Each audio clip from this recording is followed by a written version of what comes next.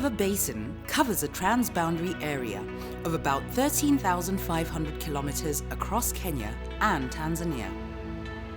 The Mara River runs 395 kilometers from its source in Mau Forest to the point where it drains into Lake Victoria.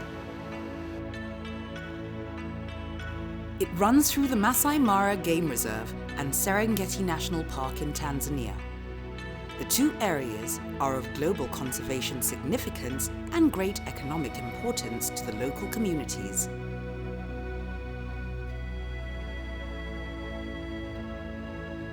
Agriculture forms the backbone of the communities here, with several planting seasons to obtain both subsistence and cash crops. Joseph is a resident of Bomet district, an area on the outskirts of the Mara Basin. Like many, he is a farmer in the area.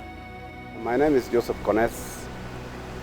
I was born 57 years ago in Kaparusa village in Kempu location of Bomet district. I've lived here for about 40 years because I was born about 5 kilometers down this way. But I shifted here about 35 years ago. A keen conservationist, Joseph has for the last 3 decades noticed changes in his environment. A phenomenon totally alien to the locals: climate change. When I was young, we used to have regular rains, especially in the months of April and November. But during this time is difficult because it rains any time of the year. Even the planning for planting has been very difficult for the farmers. So there must be something wrong somewhere.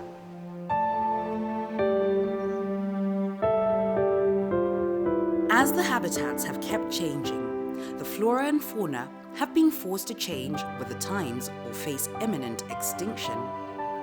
For agro-practices of the local communities in the Mara Basin, this has amounted to the guessing game, as the climate patterns have become unpredictable.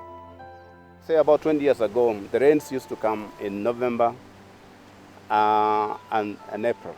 But now, the last 20 years, is when we saw these changes, especially myself, because we are no longer planting in the months that we used to plant. Like this year, the rains came in January, February, and it was too late for the farmers to grow. So when they started growing, then the crops, now the area is waterlogged, and I don't think they are going to have any harvest at all. Predictable rainfall pattern and amount are key factors for the improvement of the locals' livelihoods.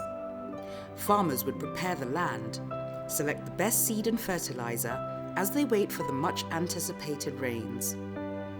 Over the last few years, that has not been the case. Climate change has forced the farmer to adapt to the erratic weather patterns.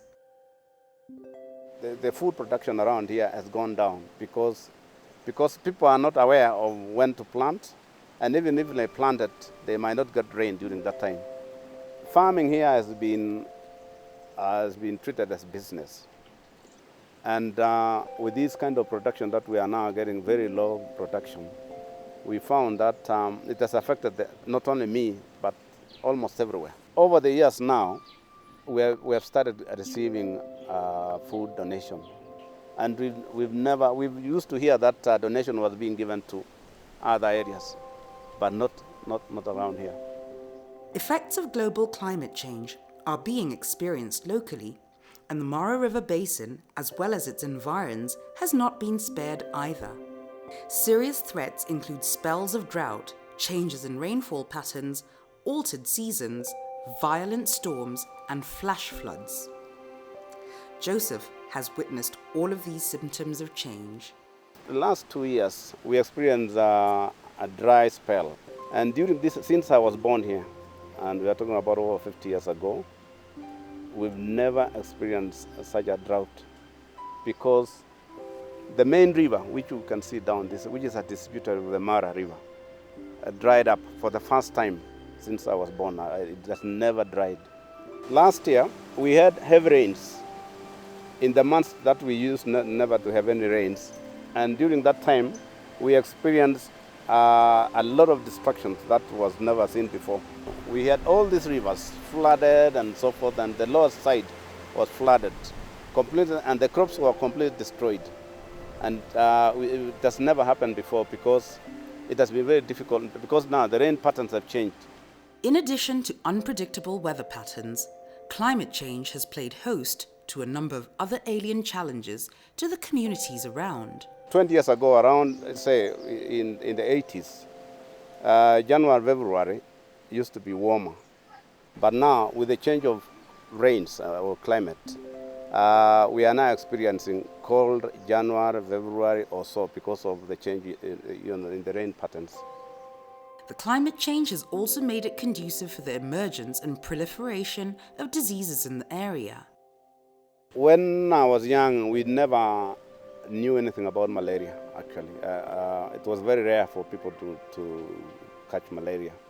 But we don't know how the mosquitoes developed around here, this area, because it never used to be. I think it must be warmer for them now, because we used to hear that the malaria was around the lake area before. There are means of keeping climate change under control. A global clean energy revolution, coupled with environmental conservation, will help a great deal to keep our climate stable and in check. The way forward to this increasing temperature trend is simply to cut down the emission, especially by the industrialized countries. The other solution is to plant as many trees as possible, because vegetation is the sink to carbon dioxide.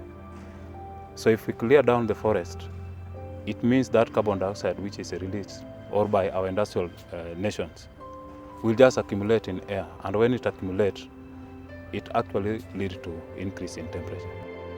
We can limit the damages from climate change if we act now.